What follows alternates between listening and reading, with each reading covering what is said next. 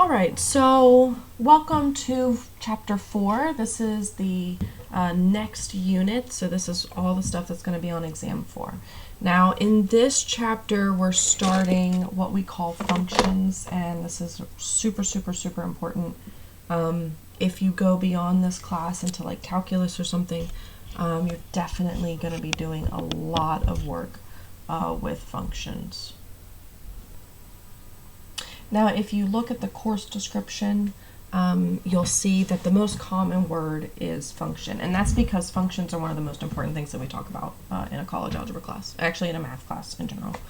The 4-1 guided notes, presumably you guys have already done. I'm going to talk about them just a little bit, and I'm also, of course, going to add some extra stuff. So the first thing they talk about is relations. To talk about functions, we have to start with a simpler one called relations. A relation is, they call it a set of ordered pairs. I don't really like that definition. I'm going to use a slightly better one. A relation is a rule of assignment from one set to another.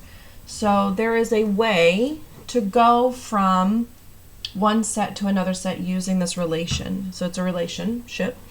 The domain is the set of the inputs and the range is the set of the outputs. So a lot of times I use like machines to help us think of relations and subsequently functions.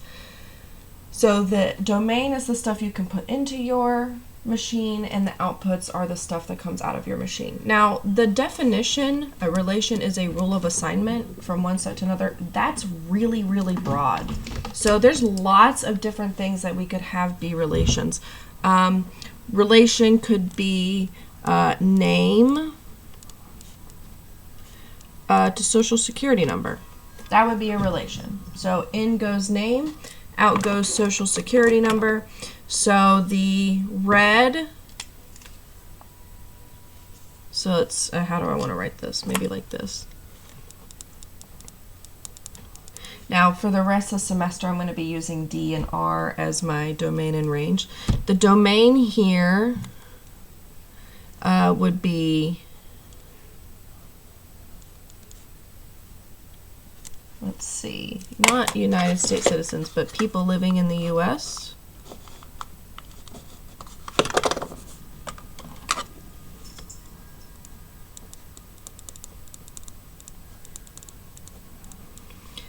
And the range would be social security numbers. So there's a relation. Another example would be the relation from shape to name of the shape. So it isn't that the input output has to be words and numbers. Here my input is a shape, so I literally would draw, you know, that shape, that triangle shape is what goes into my machine. What comes out is the word triangle, right? So here my domain is going to be shapes.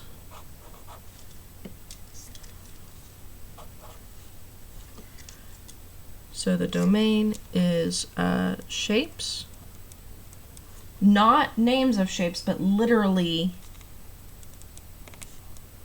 just the shape. And my range is going to be names of shapes.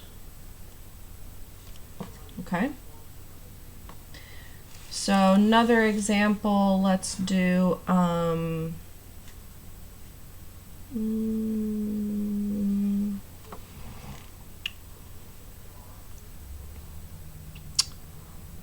let's do a number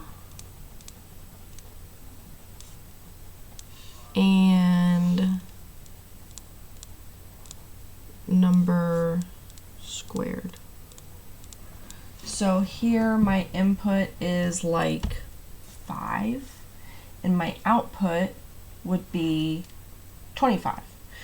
So my domain would be all real numbers, because I can plug in any real number to square it. My range, so when I square something, when I square a real number, my range would be only positives or non-negatives.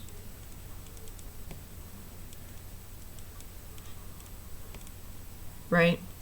Okay.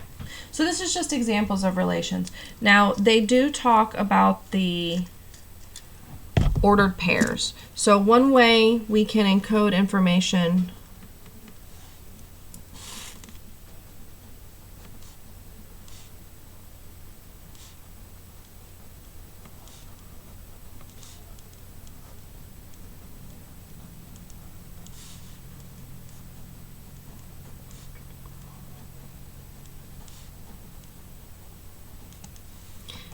is with ordered pairs.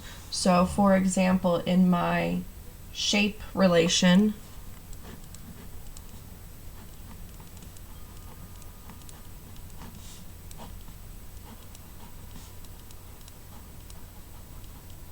here would be 2 points in my relation.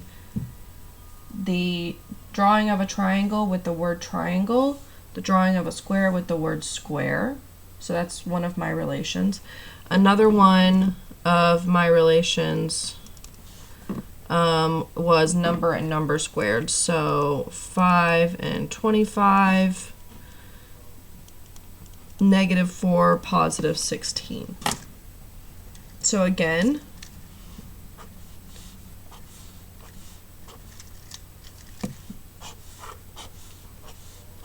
all of the red is input. So in goes a triangle block. Out comes the word triangle. In goes the number 5. Out comes the number 25. So these are two different relations, and these are examples of doing points. Now, when we first started doing points in the plane, in the Cartesian plane, I said that sometimes we call it the dependent and the independent axis. This is why. The input is independent. I get to pick whatever input I want. What comes out, triangle, depends on what I plugged in. So this first coordinate is independent, the second coordinate is dependent.